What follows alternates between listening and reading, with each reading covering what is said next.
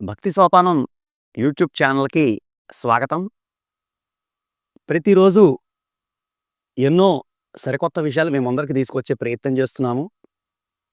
దానిలో భాగంగా నేను చూసిన మహానుభావులు అనేది మీ ముందరికి వస్తుంది.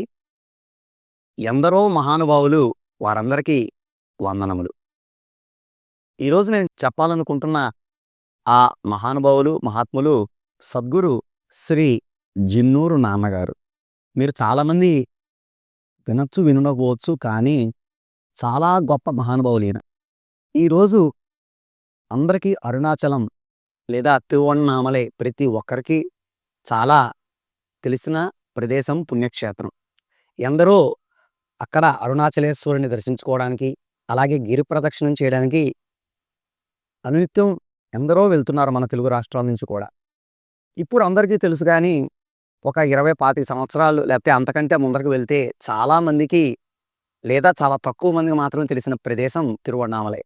చాగంటికోటేశ్వరరావు గారు కావచ్చు, లేదంటే మన నండూరి శ్రీనివాస్ గారి వీరి ప్రవచనాల ద్వారా చాలామంది ఆకర్షితులై, ముఖ్యంగా ప్రస్తుత జనరేషన్ చాలామంది కూడా ఈ అరుణాచలం లేదా తిరువణ్ణామలై వెళ్తే గిరి ప్రదక్షిణ చేస్తున్నారు.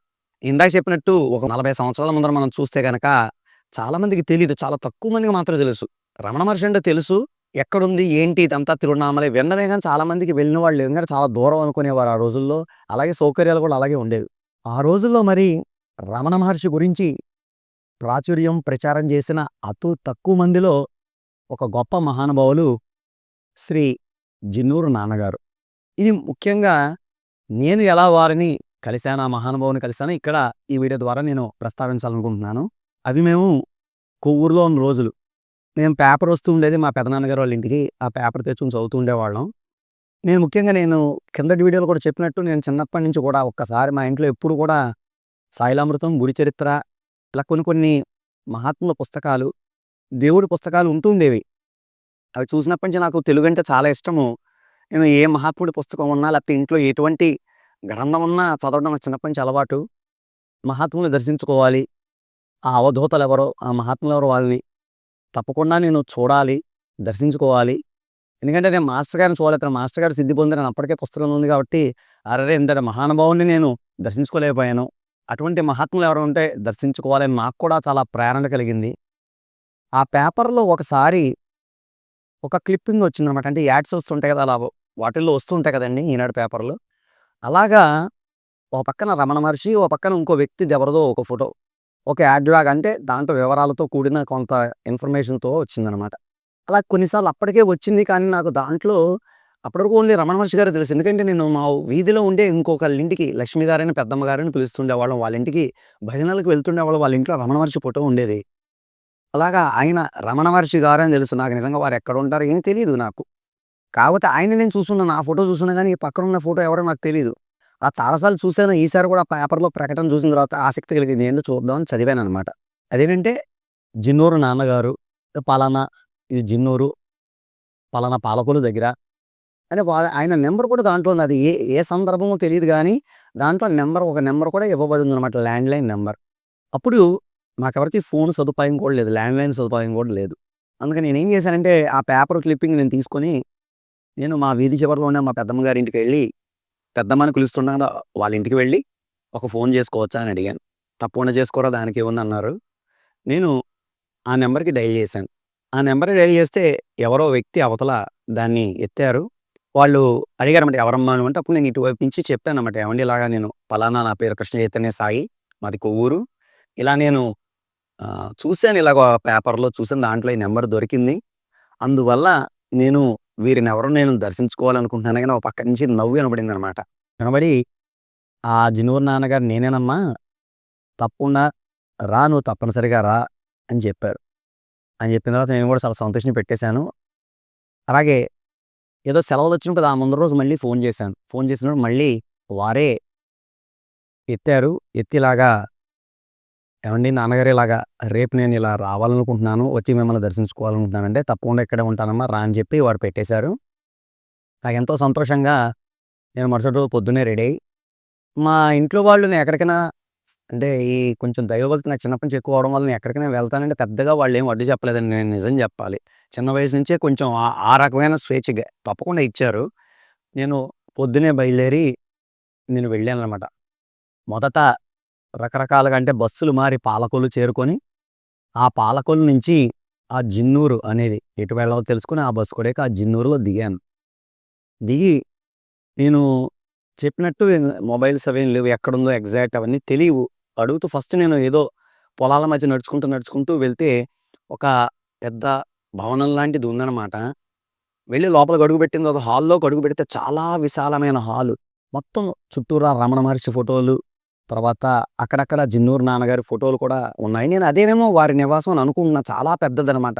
అది చూస్తే ఒక హాల్‌లాగా, ఒక కళ్యాణ మండపంలాగా చాలా పెద్దగా ఉంది. ఎవ్వరు చుట్టూరా లేరు. ఇదేంటిది ఇక్కడ ఎవరసలు లేరే అనుకోని చాలా ఆశ్చర్యపడి చాలా సేపు కొంతసేపు అయిన తర్వాత ఎవరో వ్యక్తి వచ్చారు. "ఏవండీ జిన్నూరు నాన్నగారిని కలవాలని ఇలా వచ్చానంటే" "ఇది కాదమ్మా వారిది ఇంకో పక్కనుంది." అదేదో చెప్పారు. అది వేరేదనుకుంటా అది. ఆ ఊర్లో అది వేరేది. అదేదో మండపం ఏదో వేరేది ఇక్కడ కాదమ్మా ఆయన ఉండేదని చెప్పారు మళ్ళీ వాడికి ఇలా వెళ్ళాలమ్మా అని చెప్తే మళ్ళీ నడుచుకుంటూ సుమారు ఒక 2 కిలోమీటర్లు, 1.5 కిలోమీటర్ ఎంతో నేను మళ్ళీ నడుచుకుంటూ వారు చెప్పిన ప్రకారం మధ్య మధ్యలో వేరే వారు నడుతూ ఆ ఊరిలో జిన్నూరు నాన్నగారి ఇంటి దగ్గరికి చేరుకున్నాను. నేను వెళ్ళేసరికి ఆయన ఒక కుర్చీలో పెద్దలు కూర్చుంటారు కదండీ! ఆ కుర్చీలు ఉంటాయి కదా! వాలి కూర్చునే అలాంటి కుర్చీలో ఉన్నారు. అలాగే చుట్టూరా వారి చుట్టూ ఎంతోమంది వారు చెప్పేదేదో వింటున్నారు. నేను కూడా దగ్గరగా వెళ్లి వారికి నమస్కారం చేసుకున్నాను. వారు కూడా చెప్పడం పూర్తి చేసుకొని ఆపి, "ఎవరమ్మా నువ్వంటే?" "ఇలాగా మీకు చేశాను కదండీ! ఇలాగ పలానా ఊరు నుంచి వచ్చానంటే" ఆయన చాలా సంతోషంగా నన్ను పలకరించి చాలా సేపు, చాలా అభిమానంగా, ప్రేమగా ఎన్నో విషయాలు చెప్పారు. అంటే నా గురించి ఏం చదువుకుంటున్నావు? ఏంటి? ఇవన్నీ వివరాలన్నీ ఆయన అడిగి తెలుసుకున్నారు. చాలా సేపు వారితో ఎందుకంటే ఈ లోపల నేనే కాకుండా చాలామంది వస్తుంటారు కదా! వారిని దర్శించుకోవాలి ఎంతోసం నన్ను పక్కన కూర్చోబెట్టుకొని, అక్కడ వచ్చే చాలా మందితో అదే అభిమానంగా ఎంతమందొచ్చినా అదే అభిమానంగా మాట్లాడుతున్నప్పుడు నాకర్థమైంది. మహాత్ములు ప్రతి ఒక్కరు మహానుభావులంటే ఇది. గొప్ప లక్షణాలంటే ఇవి. ప్రతి ఒక్కరితో ఎంతో ప్రేమగా, అభిమానంగా అలా మాట్లాడుతూనే ఉన్నారనమాట. ఇంతలో సాయంత్రం అయింది. నేను మళ్ళీ వెళ్ళడానికి వారిని సెలవడిగాను. ఆయన "వచ్చావు కదమ్మా! ఈరోజు ఉండి రేపు వెళ్ళని" చెప్పి అన్నారు. కాదండి ఇలాగ నేను మా ఇంట్లో వాళ్ళకి చెప్పి రాలేదంటే, పర్వాలేదని చెప్పి వాళ్ళ ఇంట్లో ఉన్న ఫోన్ నుంచే మళ్ళీ ఫోన్ చేపిచ్చి, మా పెద్దమ్మగారు వాళ్ళకి అక్కడ తెలియపరిచి, ఈరోజు ఇక్కడే తప్పకుండా ఉండని చెప్పి ఉండమన్నారు. ఆయనే ఆహ్, చాలా పెద్ద ఇల్లండి అది మండువాలోగిలి ఇల్లు మొత్తం అంతా పెంకులతో ఉంది. చాలా పెద్ద ఇల్లనమాట. ఆయన వేరే వ్యక్తిని ఎవరినో పిలిచి, ఇతను ఉండడానికి ఏర్పాటు చేయండి అంటే, వేరే గదిలోకి తీసుకెళ్ళి మంచం అంతా ఉంటే, హాయిగా అక్కడ నన్ను పడుకోమన్నారు. తర్వాత భోజనం అంతా సదుపాయాలు, ప్రసాదం అంతా కూడా టైంకి పిలిచి పెట్టారు. మళ్ళీ రాత్రి కూడా కొంతసేపు వారు కొంత సత్సంగం జరిగిన తర్వాత నేనే కదండీ చాలామందున్నారు. అంతా సత్సంగం జరిగిన తర్వాత అందరిని వెళ్లి పడుకోమన్నారు. నేను కూడా వెళ్ళి అక్కడ వారి సన్నిధిలో అంటే, వారి ఇంట్లో నిద్ర చేసే భాగ్యం నాకు కలగజేశారు. మరుసటి రోజు ఉదయమే లేచి నేను మళ్ళీ అంతా కాలకృత్యాలు తీర్చుకొని అంతా స్నానం చేసి అంతా మళ్ళీ వెళ్ళి వారికి నమస్కారం చేసుకున్నాను. చేసుకున్న తర్వాత అప్పుడు కూడా వారు ఆశీర్వదించి, ఇలా ఉండాలమ్మా ఇలాగ" అంటే కొంచెం మంచి మాటలన్నీ మళ్ళీ ఒక్కసారి వారు నాకు చెప్పి, వారు అక్కడ నాకు సెలవిచ్చారు. ఎంతటి అదృష్టం అదంటే నేను అంటుందేంటంటే, చాలా మందిని ఒక్కసారి దర్శించుకోగలిగా. కానీ దాని ఇంపాక్ట్ ఎంత గొప్ప మహానుభావులు ఎంత మొత్తం నేను వెళ్ళినప్పటి నుంచి వచ్చేదాకా వారి మొహంలో చిరునవ్వే. అందరితోనూ చిరునవ్వుతో మాట్లాడడమే. ఎటువంటి కోపం లేదు. అలసట అంటే విసుగు, చిరాకు ఇలాంటి ప్రదర్శించడం ఎక్కడా లేదు వారి మొఖంలో. మహాత్ములంటే ఇలా ఉంటారు కదా! అని అనిపించింది. రమణ మహర్షి గురించి ఎంతో అందరికి వచ్చిన వాళ్ళందరికీ ఇలా అని చెప్తూనే ఉన్నారు. ఆయన సమస్యలకి పరిష్కారాలు అవన్నీ చెప్తూ ఉన్నారు. నాకు గుర్తులేవు. ఎందుకంటే ఇవన్నీ కూడా చాలా సంవత్సరాల క్రితం అప్పుడు నేను చాలా చిన్నవాడిని. ఓన్లీ స్కూలింగ్ చదువుతున్నాను నేను. అందుకని నాకు సందర్భం ఇలా అని గుర్తుంది గానీ దాని పూర్తి వివరాలు నాకు నిజంగా గుర్తులేవు. వారు నేను మళ్ళీ వారి దగ్గర సెలవు తీసుకొని వచ్చేసాను.